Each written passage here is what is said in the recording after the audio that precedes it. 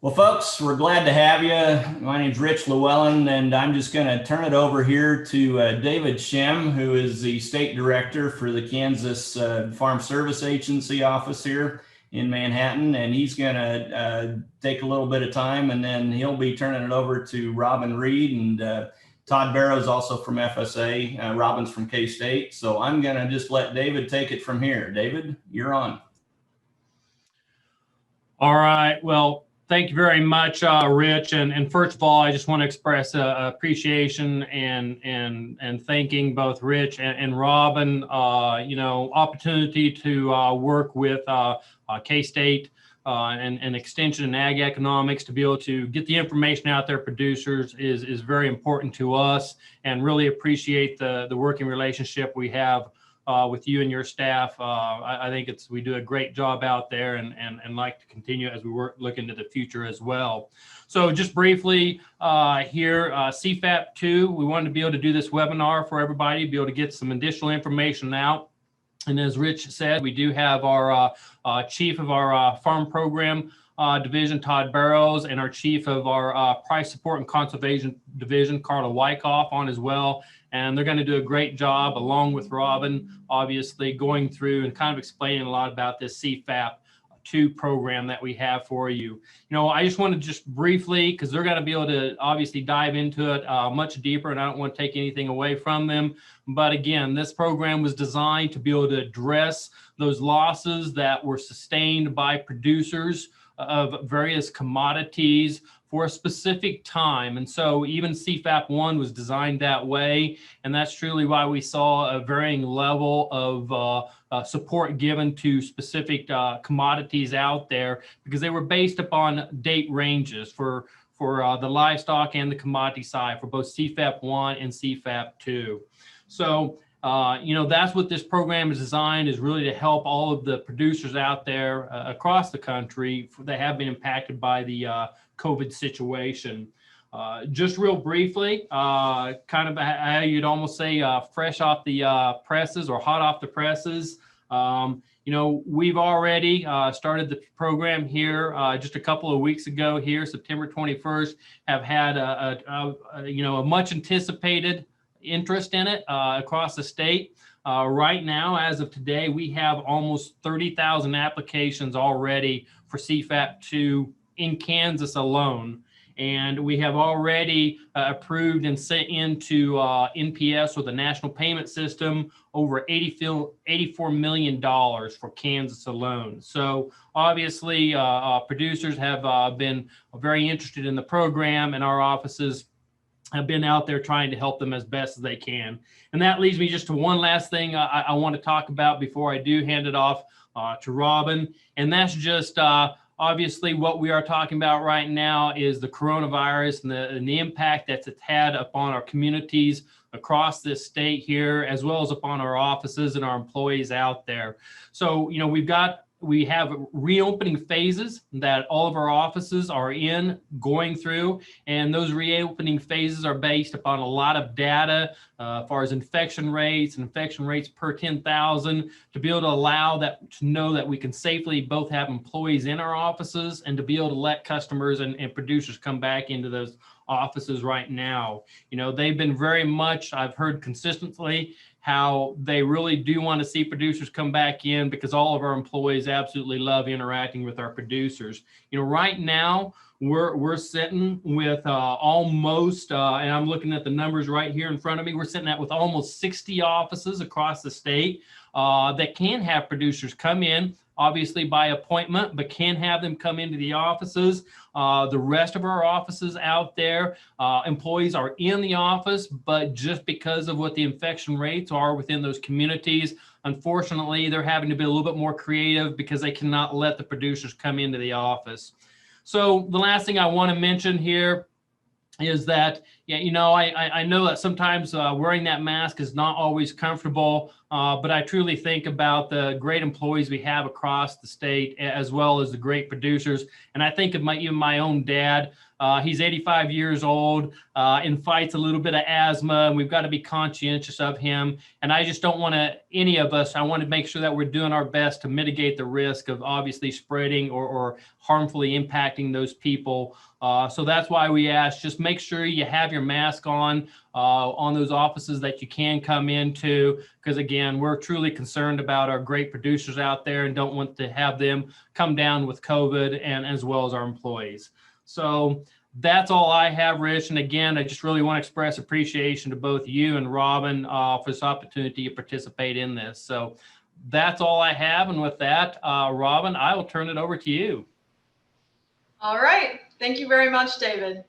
We're going to get rolling right into this. If you have a question as we go along, feel free to type that in the chat. Otherwise, please keep your microphone and your camera off. And we will get to those questions likely at the end as we try to cover everything that was submitted already for questions and make sure we talk about everything that might pertain to this program. Now, I just want to start off going through, because there's a lot of different programs that have rolled out this year, to make sure everybody understands what we're actually talking about. The CFAP1, or the Coronavirus Food Assistance Program, the first one, did come out in May, and that sign up ran until September 11th. That was part of the CARES Act and the CCC, or Commodity Credit Corporation funds. And that was projected at $16 billion. That was going to be in the part of that first package of relief to farmers. In reality, that came in about $10 billion by the time everything was paid at the end of the sign up. And part of that was due, I'm sure a lot of you remember, to that unpriced inventory language. This was the one that was based on your 2019 harvested crop. So a lot less was paid out than USDA projected because of that unpriced inventory language. And then the other thing that made this a little cheaper than anticipated is we had a lot of dairy, livestock, and specialty crop operations that hit those payment limits. So end of the day, that came in $6 billion less than what was projected to be spent. So the second round of assistance here is just Commodity Credit Corporation funds. And the estimate is about $13.2 billion that will be paid out to farmers and ranchers across the United States. As David mentioned, this actually started the sign up started September 21st, but it'll run all the way till December 11th. Those funds were just replenished in the continuing resolution that was passed through Congress. So there should be plenty of funds now for all the applications that are coming in. And this is the program we're really focusing on today. But before we dive into that, I did want to mention a little bit about another check that's going to be hitting your mailbox as soon as tomorrow. And that is the regular farm programs through the 2018 Farm Bill. So the agricultural risk coverage, the price loss coverage, ARC and PLC, as we talk about them with, those are for the crop you harvested last year. And that marketing year just completed, and those payments are now going out. So I just want to show you that a little bit before we dive into CFAP2 here. So as you can see, our wheat marketing year actually ended in May. That was a $4.58 marketing year average. And again, that wheat is a national average of all the classes of wheat, is why it looks pretty high for here in Kansas. But that's a PLC payment rate of 92 cents per bushel. And that gets paid on your established farm yield with FSA, 85% of the base acres for that crop. And then there is a 5.9% budget sequestration this year for those payments. Now, the marketing year for our fall crops that we harvested last year just ended end of August, and those prices are now final. So you can see $3.56 for corn. That's a 14-cent PLC per bushel payment rate. $3.34 for grain sorghum is a 61-cent per bushel payment rate. And soybeans have to get below $8.40 to get a payment, and they did not. So we are not getting a PLC payment on soybeans. So again, these are the ones that will be hitting your mailbox very soon as part of the normal farm programs through the 2018 Farm Bill. If you signed up for ARC County, this is also going to be paid here pretty soon at the same time as PLC. This one is the revenue program, if you remember. So our guaranteed revenue minus our actual. Our guarantee is 86% of the 5-year Olympic national price and the 5-year Olympic county level yield. This is the county program. And then our actual would be these marketing year average prices times the 2019 county yield. And I've been watching the national website. When these county rates are posted, I will be making maps and putting them up on Ag Manager so you can see the entire picture of Kansas and what those rates were. You will have an opportunity for signing up again starting with next year's crop. So you'll have till March 15th to pick ARC and PLC for your commodities for the coming year. So with that, now I'm going to dive into CFAP2. So this is what we wanted to talk about as far as the second round of coronavirus food assistance program payments. And I'm going to start with row crops, as I know most of you in the audience, this is probably your primary interest in this program. There are more eligible crops this time than there were the first time around. I've noted the ones in bold here that affect our Kansas counties primarily. The big one would be alfalfa and wheat. We did not have that in the first round of coronavirus food assistance program. So we now have all classes of wheat and we have alfalfa. You can see the other commodities here that I have highlighted. Barley is another one that was not eligible the first time around, but actually is retroactively now. So things that aren't eligible: forage sorghum, forage soybeans, any type of hay other than alfalfa, any crops that were planted for intending to graze, and then any cover crops. So we're specifically looking at grain crops and alfalfa here that we are covering with CFAP2. Now, CFAP1, that first program that came out, was paid on the 2019 crops and what you had left in storage. This round is focusing on the 2020 crops. So it's looking at your planted acres in 2020, and that's used to determine what your payments will be.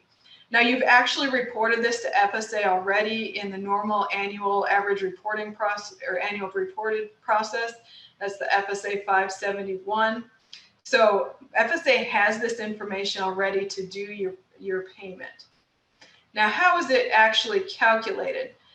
With those grain crops or those row crops, there's two classifications. The first one's pretty easy. It's a flat rate of $15 per acre.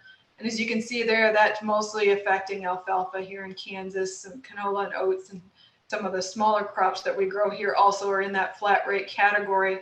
But these crops are ones that didn't make the threshold of having a 5% price loss between the beginning of January and the end of July. If you remember CFAP1, they looked at January to the end of April or middle of April to calculate was there a price loss. Now we're looking at the end of July to determine that price loss. So again, if you have these crops, it's just your 2020 planted acreage times $15 per acre. Now the other crops are called price trigger crops, and these are the ones that most of our Kansas commodities would fall under. And how this is determined, I'm going to walk you through this table a little bit. So they had to have a 5% price decline. So what they looked at is the futures contract for December, or in the case of soybeans, November, and what was that futures contract trading for on average in the week of January 13th through 17th, and compared that to what was the average of that contract in July 27th through 31st. So you can see here, corn had an 18% price loss, soybeans 7%. Down here, sorghum, I'll mention, is calculated as 95% of the corn futures price, so that's down at 18%. And then wheat here at 12%. So the actual dollar price decline is in this column here. So for corn, it'd be 73 cents. So how they calculated your payment rate was actually 80% of this price decline between the futures contract in those 2 weeks. 80% is not a magical number, just kind of what they used in all the different commodities to calculate that payment rate. So 58 cents for corn, 58 cents for soybeans, 54 cents for wheat, and 56 cents for sorghum. Now, another thing that factors into this calculation is the marketing percentage. And that's just how much of this grain does USDA anticipate is going to be marketed from the time of harvest to the end of the year. So 40% on corn, 50%, 4% on soybeans, 73% on our wheat crop, and 55% on our grain sorghum. Now keep those numbers in mind as we go forward here. So these crops are going to either get the minimum of $15 per acre or this formula calculation. And that is the national crop marketing percentage, what I just explained, how much of that national crop is marketed to the end of the year, the payment rate that I showed, 80% of that price loss in the futures contracts, and then the producer's weighted 2020 APH. And that's your crop insurance APH. Just to show you an example here, and then I'll talk about a little bit more of the details. So the corn is 40% national crop marketing percentage, 58-cent payment rate. If our producer had 150 bushel APH, that's $34.80 per acre. So just some things specifically about that APH. That is already reported to FSA by RMA, or the crop insurance agency.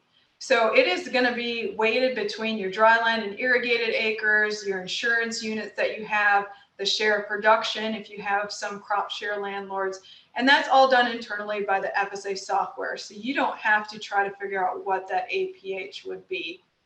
If your APH is not available, if you don't have crop insurance, then it's 85% of the weighted 2019 ARC County benchmark yield for that crop. So that is the formula calculation. Again, if it's less than $15 per acre, you get $15 per acre. Now, I just have some repeats here of that table I had before, so the payment rate and the crop marketing percentage, and then I just did a calculation of what's the effective payment rate when you multiply these two together. So basically you're getting 23 cents on your corn, 31 cents on your soybeans, 39 cents on your wheat, and about 31 cents on the grain sorghum. So a soybean example here, if you had 58 cent payment rate, 54% marketing percentage.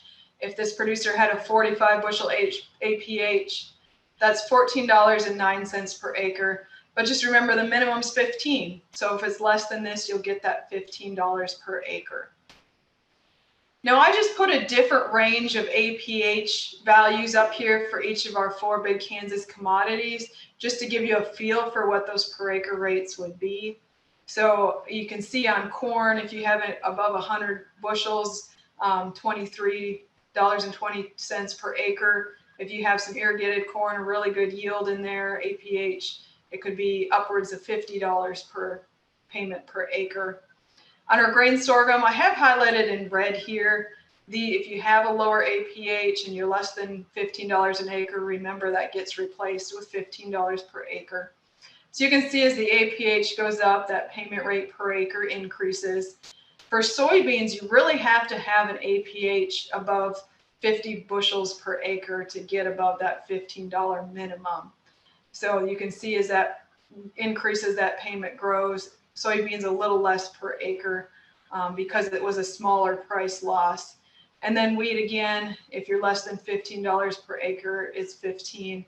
But you can see as that APH grows, your payment per acre will grow. Okay, as we move into livestock, I'm going to just look at the chat here quickly. Looks like Todd answered the question here. The expected marketing percentage doesn't change. That was an estimate by USDA. So that rate will stay the same throughout the whole payment period. All right, so moving on to livestock, and I'm talking just traditional livestock here. So beef, cattle, hogs, pigs, lambs, and sheep. And to be eligible for this, you do have to share in risk of production and price. So any other contract growers would not be able to qualify for this CFAP2 program.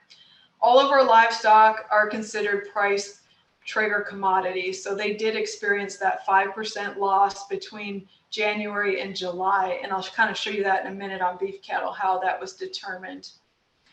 The big thing here is paid on the highest owned inventory on the date that you select between April 16th and August 31st. So obviously you want to select the day of your highest inventory to count towards this program. The big change from CFAP1 is this does not include breeding stock. So last time around, we got to include the cow with the calf by her side as 2. Now it's just the market animals. And breeding stock is defined as anything that has either had a calf or in our bulls has serviced a female. So if you are, and then any culled animals. So if you have cull cows in a feed yard that you're feeding and going to market, those actually do not qualify this time. If you have bred heifers, those would qualify because they have not calved yet. So just think of everything on your farm that has not had a calf or serviced a female would qualify under this. And just to also emphasize, if you do have multiple species on your farm, you have to count the same day for when you inventory all those animals and report it on your CFAP2 application. Okay, so payment rates, pretty straightforward, $55 per head for beef cattle, $23 for hogs and pigs, and $27 for sheep or lambs. So there's no differentiation this time in the type of livestock in each category. So all of the same market livestock get the same payment rate. And I just want to show you a little bit here on how that rate was determined for beef cattle. This is out of the cost benefit analysis that USDA released. So again, they're looking at futures contracts between January and July. The fed cattle contract is multiplied by 1,400 pounds. So you can see there is a $169 loss per head in that time frame. Feeder cattle contract, under 600 pounds, they used a 550 weight calf. Over 600, they use a 750 pound feeder animal. And in those calculations, $70 and $96 per head were lost within that time frame. So what they did was multiply that by the number of marketings between the second, third, and fourth quarter of this year to get the total of $4.5 billion that 80% of the loss in our livestock beef cattle industry in the United States. Now you'll see the $88 per head here. That is what they calculated as the loss after the 80%. But they're factoring in that you already got $33 a head in the first round of CFAP payments. So that's why that $88 is brought down to $55 per head. That might be more background than a lot of you wanted to know, but just wanted to show you here how they kind of come up with the rate. But end of the day, $55 per head on your beef cattle. Now, I know a lot of you out there probably aren't in the dairy industry, but I want to make sure to cover this too for those that might be. There's a payment of $120 per hundredweight for all of your milk marketings between April 1st and August 31st. And then there's another $120 per hundredweight payment for your anticipated marketings between September 1st and the end of the year. And how that is determined is just your average production for this time period, April through August, and then multiplied by 122 days to get your estimated milk production going forward. Again, they looked at futures contracts, a weighted average of class 3 and class 4, and what that price decline was between these two time frames to get $2.13 price decline. Again, the CARES Act's paying 80% of that price loss at $1.70, but then they're adjusting it for the CFAP CCC payments that you already received. So that is where they're coming up with $1.20 on the milk marketings. And again, this is cows. We actually have dairy goats in this one, so I had to specify that this is cows. Okay, and now on to everything else. So if you can grow it, it's almost everything is covered in this one. It's kind of interesting. I did not list everything that's covered because it's a lot. So I listed the website here if you want to go to and see the fruit, vegetables, horticulture, all those different things that are covered in this CFAP2 program. Goat milk, as I said, wool, aquaculture, tobacco, Christmas trees, cactus, nursery floriculture, it's all covered, as well as specialty livestock raised for food, fur, fiber, or feathers. So you can see a list here of what that all would be. It does exclude any horses, so any equine, any breeding stock, as I explained earlier, companion comfort animals, pets, or anything for hunting and game purposes. So again, food, fur, fiber, feathers only. Now, all of these are paid on a sliding scale. So everything I just talked about would be subject to this sliding scale payment rate, and it's based on your 2019 sales. So just the easiest way is to throw an example up here how to do this. So if you had, in all those commodities I had on the previous slide, if you sold $75,000 of those commodities last year, you would get 10.6% of the $49,999, and then you would get 9.9% of that 25,000 that's over that amount. So when you add those two together, that's 7,775. So depending on your 2019 sales, whatever category you fall in, you get this percentage times each of those amounts. Now, just some caveats with this. You're self-certifying to your 2019 sales. There is spot checks that are going to be happening in all these programs. You want to make sure you have documentation for what you're applying, putting on your application that you have sold. The payments, if you didn't have a farm in 2019, but you do in 2020, that's going to start with what you produced in 2020 on these specialty crops and livestock. And it also only includes raw commodities. So any of the value added or things that were done after that raw commodity are not included in that sales. Broiler and egg, I know there's a couple of you out here that might be in this category. They are price trigger crops as well. So they had that 5% loss. And to be eligible for this, you have to be commercially marketing those eggs, and you have to have risk in price and production. So again, no contract growers would be eligible for this program. Broilers, it's going to be 75% of the 2019 broiler production, and the rate of $1.01 per bird. And then on eggs, you can see the table here. It is also paid on 75% of what you produced in 2019 times this payment rate. Again, if you started in 2020, instead of looking at 2019, it'll look at your actual 2020 production. And with that, I'm going to turn it over to Todd, and he's going to go through some eligibility and payment limits and technical aspects of the CFAP2 program.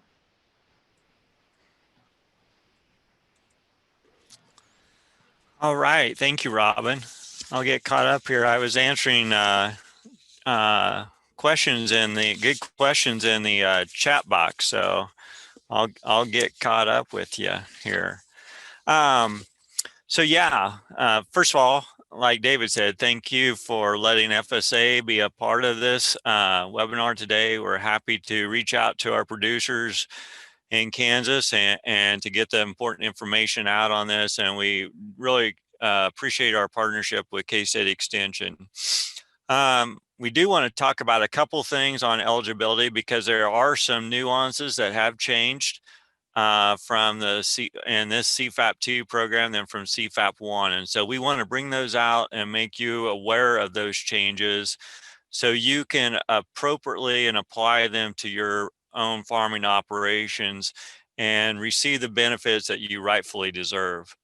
So with that, the best place to start off with is just, what is the definition of producer? And that is provided there for you. I'm not going to read it entirely to you. You all can read that yourselves, but just keep in mind it's a person or it's a legal entity that either shares in the crop and in the risk of producing that crop, or livestock are would be entitled to that crop or livestock throughout the marketing year. The things I want to point out, a couple differences right off the bat, is those next two bullets under what is the producer, and that is under CFAP1, a contract grower was eligible. Under CFAP2 program, contract growers are not eligible for CFAP2. And this is more prevalent in our livestock industry. And we have vetted this up to the national level, regardless of risk. involved with those contract growers. In other words, regardless of the risk that the contract grower has in producing or raising that livestock or that commodity, they are not eligible for CFAP2 benefits. The other big change that came about with CFAP2 is producers have to be involved in the business of farming at the time they file their application. A producer that is no longer in the business of farming for whatever reason at the time they apply, they are not eligible for benefits. And so I want to break that down just a little bit for you in two different scenarios. The first one is, for instance, if a producer crops were certified for the 2020 production year, and unfortunately, for whatever reason, happens to pass away before the CFAP2 program or before the announcement, or is able to apply for those benefits. Obviously, a deceased person is no longer involved in farming.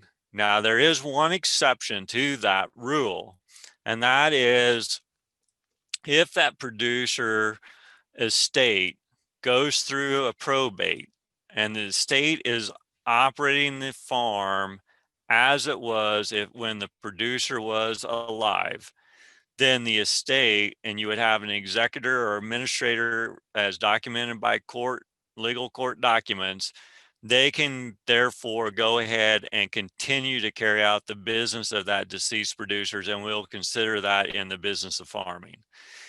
However, if a producer is deceased before applying for CFAP2 and that does not go through probate and it passes through some other legal mechanism, then whether that's through a trust or to heirs, whatever the case may be, then unfortunately, the decision has been made that the deceased is no longer engaged in farming, and the heirs and however that else is passed, if it's not in an estate, would not be eligible.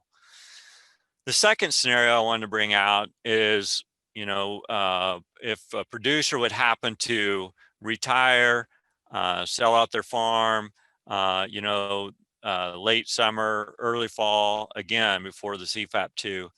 Unfortunately, again, they are no longer in the business of farming. Even though they had 2020 production, they're not in the business of farming at the time of the application. So therefore, they would not be eligible for these benefits. And then in the middle of the slide there, the second bullet or large bullet there is talking about of course, we have to apply the adjusted gross income rules. And we're looking at the program year 2020. That's the program year in which all the eligibility documentation is looking at in our subsidiary system to see if you are an eligible producer for this program. So when we're talking about 2020 program year, then we're looking at tax years 2016, 2017, and 2018. And it's an average of those 3 tax years to determine your AGI for eligibility. CFAP2 maintains the same $900,000 threshold as other programs. The only caveat is we are allowing for if 75% of your income is derived from farming, ranching, or forestry, and your AGI is above that $900,000 threshold, you still have the potential of qualifying with a CPA certification, or CPA or attorney certification statement on a CCC 942 form. And you'll just need to communicate that and get the additional form, the CCC 942, when you're visiting with the county office and applying for your paperwork. And last thing there, just want to bring out is, highly erodible land, wetland provisions do apply to this program as well as commonly with all our other programs. Next slide, please. Can I change the slides, or is that you, Robin? Thank you. Okay. The other thing I want to talk about, or the next thing I want to talk about, is payment limitations. As with all our other programs in FSA that we administer, there's always a payment limitation. And it's no different with CFAP2. And the CFAP2 payment limitation is, in a nutshell, is $250,000, and that's combined all commodities together for that payment limitation purposes. That payment limit, 250,000 payment limitation, is a separate limitation from CFAP1 and other program payments.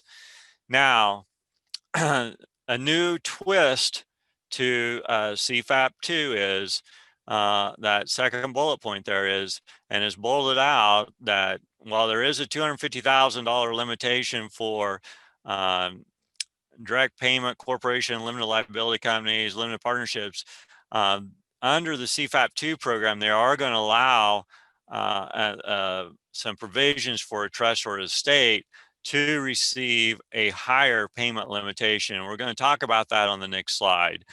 But a direct payment entity of corporation, limited liability corporation, LP, trust, estate can receive up to 450 or 500,000 payment limitation if the members, heirs, or beneficiaries do at least one member provide, or at least two members provide 400 plus hours of active personal labor, active personal management combined, or three members contribute at least 400 hours of personal management or active personal labor or combination thereof.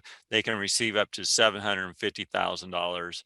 And again, that we're going to address that a little bit more here on the next slide. But just know that that is a new twist for a trust or estate to have that higher payment limitation under CFAP2. And so, yeah, next slide, please. Okay. So this is what I want to get to with the payment limitation, is this optional, we call it the optional increase. And again, this time with CFAP2, it's going to include trust and estates. And as you can note there on the slide, it is going to be retroactive back to the CFAP1 program. So if you are in a trust or an estate and you applied for CFAP1 benefits and reach the $250,000 limitation, you can go back and revise that CFAP1 application, that AD 3114, and certify if you have, and we're talking about trust or estate, so you're talking about the heirs or the beneficiaries would have to provide the 400 plus hours of active personal labor or management. You can receive the optional higher payment limitation. Again, remember, it takes two members for the $500,000 limitation, and it takes three members for $750,000. $750,000 is the maximum amount. You can't go higher than a $750,000 limitation. I believe that's the one thing I wanted to point out on that slide again is there in that second bullet is that we're talking about, for trust, we're talking about the beneficiaries have to provide, and for estates, it's the heirs. So this is no different than our rules for commonly used for actively engaged. I know we get many questions that, well, can the trustee provide that, or can the for a trust, or can the administrator or executive of the estate provide that 400 hours for the estate? And the answer is no. It has to come from the people that are receiving the benefits. So it's the beneficiaries or the heirs. All right. So now the all important question is, how do we apply? Keep in mind, just like the CFAP1, there's no change in this. It is one application nationwide per producer. And the application this time is an AD 3117 form. This is a producer certification program, but county offices do have the authorities to request additional information, and for two reasons. Number one is if it's a spot check, and number two if they believe that there's reasonableness, there is a reason to consider or to look at the amount of production or commodity that is being certified to is in question. So there are provisions that do allow for a review. However, it is a producer certification program. The completed AD 3117 will need to be submitted to a USDA service center. It is a nationwide program, so yes, you can submit it to your closest service center. However, we would recommend submitting that to your recording county for the purposes of applying for this program. And the reason for that is only the recording county can actually act on that 3117. So while you can, any county office, any county service center can help you apply for this program, only your recording county can actually act on it. Now, I want to talk a little bit about go a little bit more in detail and tag off of what our state executive director talked about in his opening comments as far as the application process. There's different ways that you can apply as a producer. Some of our producers have what we call a level 2 EOF authority. And what that allows you to do is to certify, to download the form online and actually submit that through electronic certification, electronic signature process online to your recording county. But there again, it does take what we call a level 2 EOF authority. And if you do not have that, but wish to apply or sign up for level 2 EOF authority, our local service centers can help you out in getting those permissions set up. The other thing I wanted to talk about is then, as David mentioned, we have our service centers in Kansas and also nationwide with the COVID pandemic that are in various levels of openness to the public. As David mentioned earlier, we have currently in Kansas, we have 60 county offices that are open for face-to-face meetings with producers by appointment only, meaning you would need to contact the county office either by phone or email to request an appointment. And then, yes, you can sit down with them at your scheduled appointment time and file your application. However, that leaves the balance of the offices that are not open for face-to-face contact with the public inside the building. So there you would need to, again, work with your county office and they have procedures in place, whether that be you could submit your application by fax, by email, regular mail.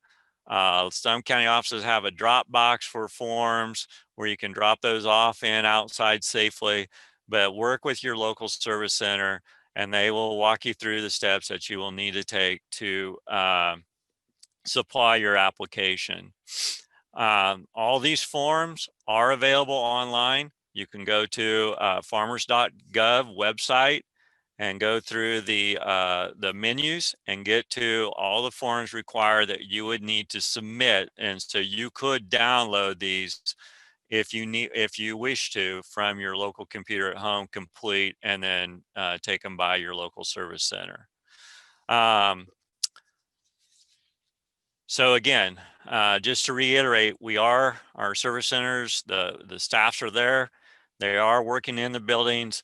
They just understand there are different levels, various stages of being open to the public based on how the COVID pandemic has affected their local area. So with that, I think that is all I have to share at this time. I take that back, Robin. I do have one other comment that I am going to make.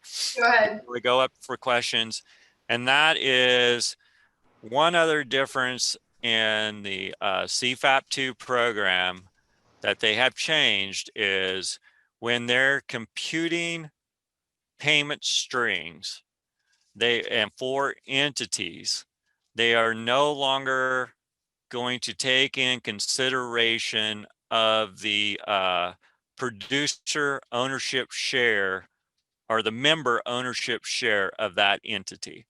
And so that comes into play on the payment limitation, payment attribution side of the payment process. And that will be retroactive back to the CFAP1 program. And again, there will be no action that will need to be required by the producer affected by that under CFAP1. When that software becomes available, and they said it would be around the 1st of December, those additional payments will automatically kick out for that that modification, because we are no longer going to use the member ownership share in calculating payment limitation attribution for an entity. So with that, I'm going to stop and I'll turn it back over to Robin, or open up for questions. All right, and you did a good job of answering questions while I was talking, and I've tried to do the same while you were talking, but I just want to clarify some things that we've already put in the chat. We've had a lot of questions around what livestock is eligible, and some of the questions here, if it's a fall calving cow, it's only, the calf is only eligible. So if by August 31st she has not calved yet, there's no payment there. The calf has to be on the ground. If it's bred heifers, that heifer does count because she has never calved in her life before. And when her calf hits the ground, she's no longer eligible, but the calf is. So yearling bulls is another one that's been a question, or what is there an age or weight that bulls become ineligible? What the trigger is if they've serviced a female. Once they've serviced a female, then they are no longer eligible to be counted in that inventory. And bred cows are not eligible. Go ahead.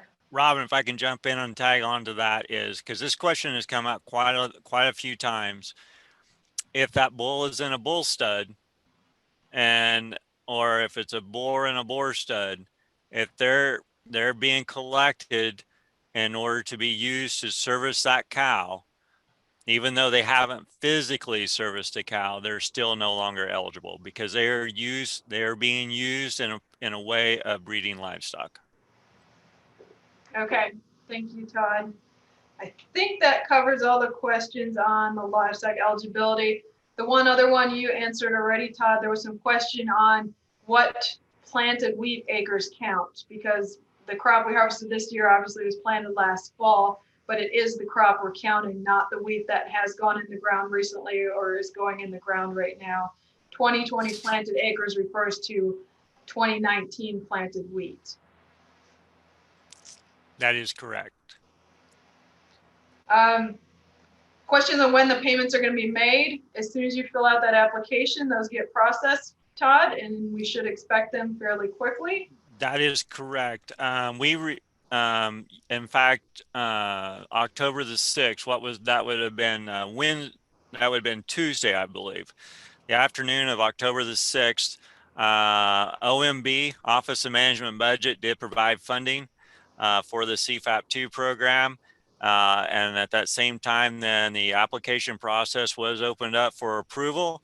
So, and as David mentioned in his opening comments, there was already $80 million that has been submitted in Kansas alone. Those payments are going out as soon as you get your application submitted and they get approved. Yes. Okay, and then I want to talk a little bit about some specialty crops, and then we're going to talk about landlords. So we've had a couple questions come in specifically to those sales-based commodities. So that's where, those specialty crops and livestock, where you get paid on a sliding scale based on your 2019 sales.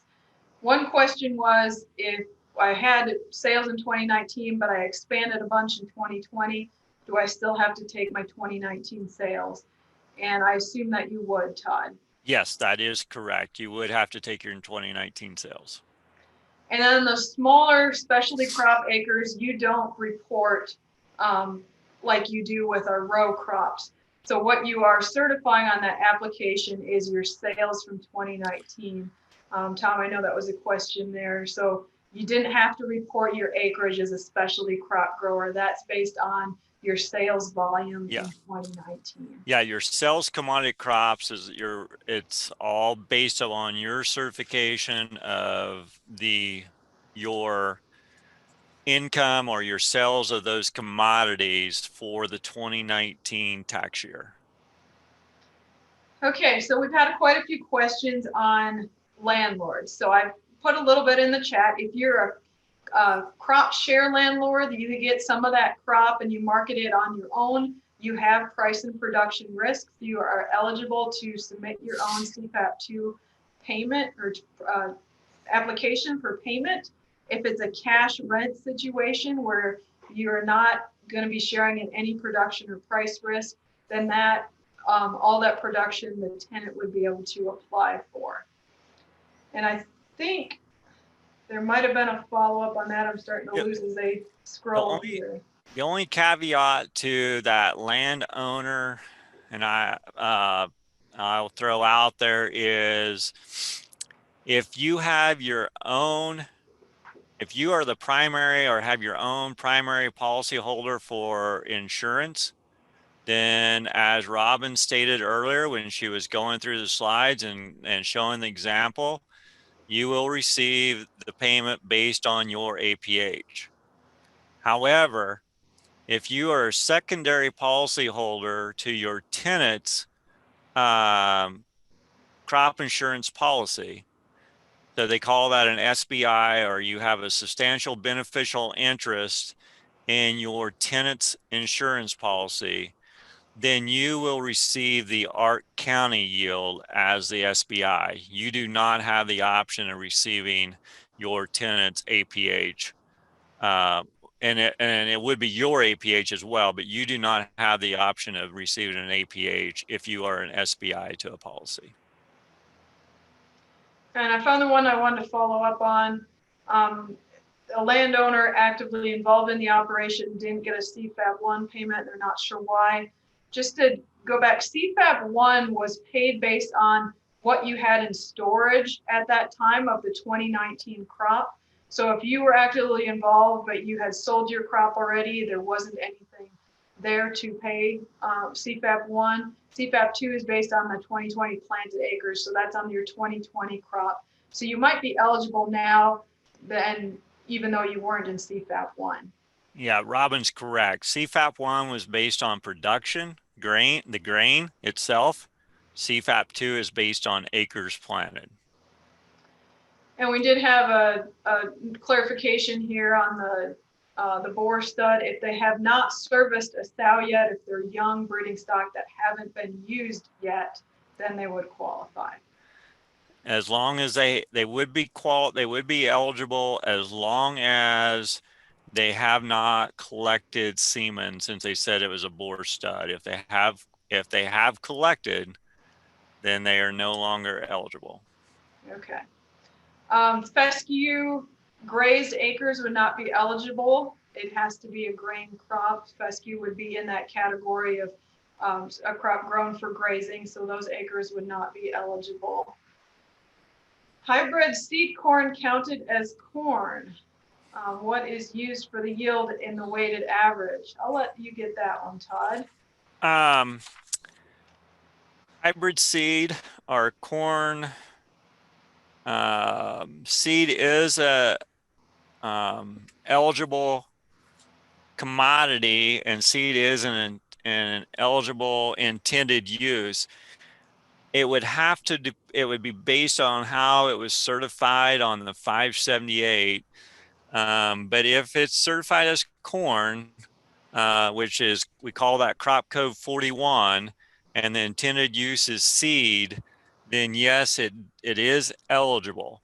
Now, again, it would be the APH, and I guess where hybrid seed is probably a pound and not a bushel as far as an APH, then it would get the Ark County yield. It is what would come across. And he clarified here, it's certified as corn with intended use as seed. Yeah, but if the APH is in pounds and not in bushels, I'm not 100% sure on that. That's a great question. I'm not sure if they will convert that pounds to an APH, or if it will, or I mean the pounds to a bushel, or if you'll get the Ark County yield. I'm not 100% on that one. I do not know. Okay. So maybe email us and we'll have to follow up with you. I will follow up. Couple other ones here. Crop insurance would not have the 2020 spring crop yield until later this year. Can they take their 2020 spring yields FSA? I know we're talking wheat here. RMA provided the APHs to the FSA office that will be used already. So your yield for your 2020 crop really does not matter in this calculation. So I know wheat's a little confusing there because it wasn't technically planted in 2020, but that is the crop that's being counted. And you might clarify a little more, Todd. So on these row crops, as far as what they need to provide their FSA office, is if they only have row crops, they really don't need anything to provide to you since you already have their planted acres and that APH, correct? That is correct. And I actually also asked that exact same question. And I can give you the response that I got from the national office. And the reason why you have to file the form or sign the 3117, even though you're not really providing anything to FSA, is because there's certifying to some statements that's dealing with the CFAP2 and that you were certifying that you were impacted by the price declines and the technical terms and the provisions of this program. And that's why you have to sign the form. But you are correct, on a price trigger crop or a flat rate crop, you really are not providing any documentation to FSA. It's all pulled in. It's already there. It's all internal. All right, and I think we got all the questions that were asked in the chat. If we missed yours, please put it in again. Sometimes I miss one as I'm scrolling through here. And we'll hang on for a few more minutes to get some more questions.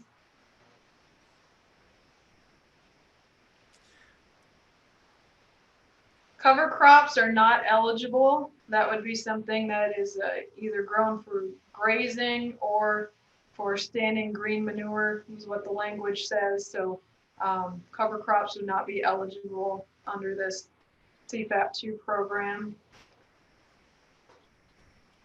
One comment here on the seed corn may be getting that 85% of the ARC.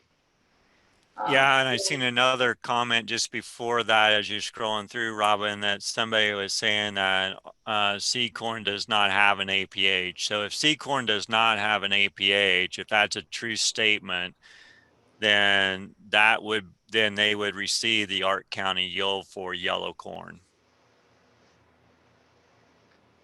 Okay, I might have confused someone on the cover crops.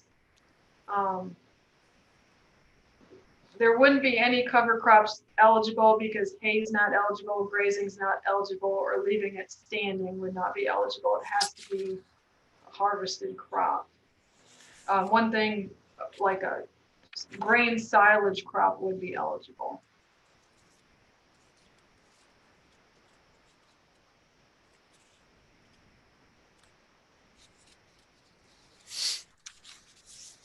Okay. Another comment on seed corn there, Todd. I think we're going to wrap it up here pretty quick. If you haven't asked your question yet, please go ahead and type it in the chat.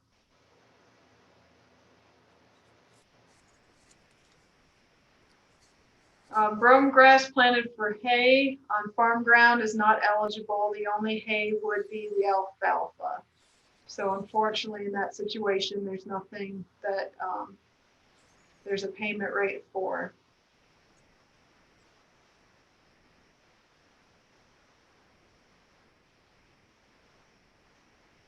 All right, Todd, we got done under an hour. Great. Good conversation, good questions. And I will check out that hybrid seed corn to be sure. All right, one last question here. Acres not planted to a crop due to water coverage. Prevented plant was included or was not, Todd? I'm trying to think now. Failed acres are eligible, so prevent plant would be a form of failed acreage, but they would have to have been reported on the 578. I don't believe it comes right out and says prevent plant, but yes, failed acres are eligible. So if you certified those and they were approved by the county committee, then they would be eligible acres because they would be eligible. All right. Well, thank you everyone for participating today. I know this is hopefully some money that can help you through these tough economic times. I appreciate Todd and David and Carla getting on and answering all the technical questions today that we had. So if you do have additional questions, feel free to follow up with myself or Todd, and happy harvest, I guess. I know we're going steady up here in Northeast Kansas. So Todd, any concluding thoughts? I would just conclude by saying again, appreciate the opportunity to participate with our folks over at K-State Extension. We are happy to be able to tag team on this and get this information out to the producers. We know it's a busy time out there for you all in the country with harvest and wrapping up fall seeding, planting that wheat. Know that our FSA offices are also extremely busy with many different programs. Wrapping up, as Robin started off the meeting saying, we're running our annual payment cycles this month. And we're also starting off and kicking off. In fact, the ARC PLC sign up, I'll take the opportunity to put a plug for that for 2021. Starts next Tuesday, October the 13th.